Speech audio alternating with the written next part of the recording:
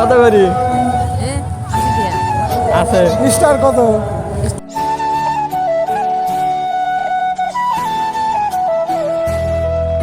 আসসালামু আলাইকুম ভিউয়ার্স, কেমন আছেন সবাই? আশা করি ভালো আছেন। তো গাইজ, আজকে জালসার উদ্দেশ্যে আমরা রওনা দিলাম। তো জালসাটা হচ্ছে আমাদের গোরস্থানে, আর আমাদের গোরস্থান আমাদের গ্রাম থেকে অনেক দূরে। তো এখান থেকে রওনা দিলাম আমি, আমার ভাগনা আর আমার বন্ধু।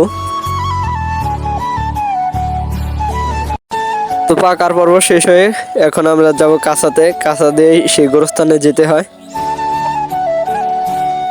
তো একটা কথা, ভিডিওতে কোনো যদি ভুলভ্রান্তি হয়ে থাকে সেটা ক্ষমার দৃষ্টিতে দেখতে হবে, কারণ এর আগে কোনোদিন এরকম ভিডিও বানাই নাই।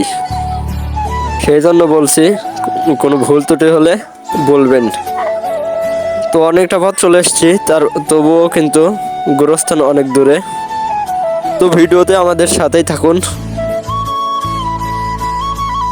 তো প্যান্ডেলে যাওয়ার আগে আমাদের হোন্ডাটা এখানেই পার্কিং করব।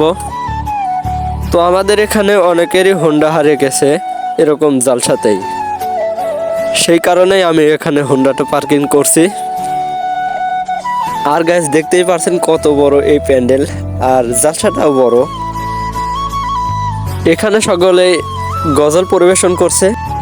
আর গাইস, এই মাহফিলে কিন্তু অনেক বড় মানের বক্তাকে ইনভাইট করা হয়েছে। তো সবারই পরিচিত বক্তা আব্দুল্লাহ আল আমিন। তো আমরা কিন্তু মেলার ভিতরে ঢুকে গেলাম।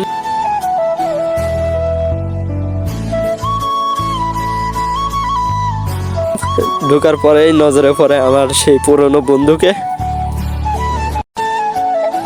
কিছুক্ষণ কথাবার্তা বলার পর আমরা মেলার ভিতরে প্রবেশ করলাম।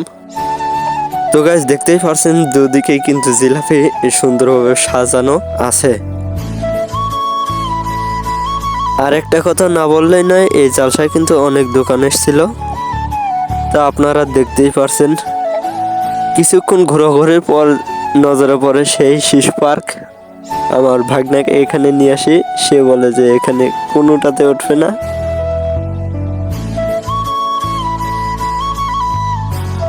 তো অবশেষে গাইস, সে রিকোয়েস্ট করলো বেলুন কিনে দেওয়ার জন্য। আমি তাকে বেলুন কিনে দিলাম। তার মন তো অনেক খুশি হয়ে গেছে, আমি বুঝতেছি। তো গাইস, এই ছিল আজকের ভিডিওটা কেমন লাগলো সবাই কমেন্টে বলবেন। ভিডিওটা ভালো লাগলে সকলে লাইক, কমেন্ট অ্যান্ড সাবস্ক্রাইব করবেন। দেখা হচ্ছে অন্য একটা ভিডিওর মাধ্যমে। সকলে ভালো থাকবেন। আল্লাহ হাফেজ।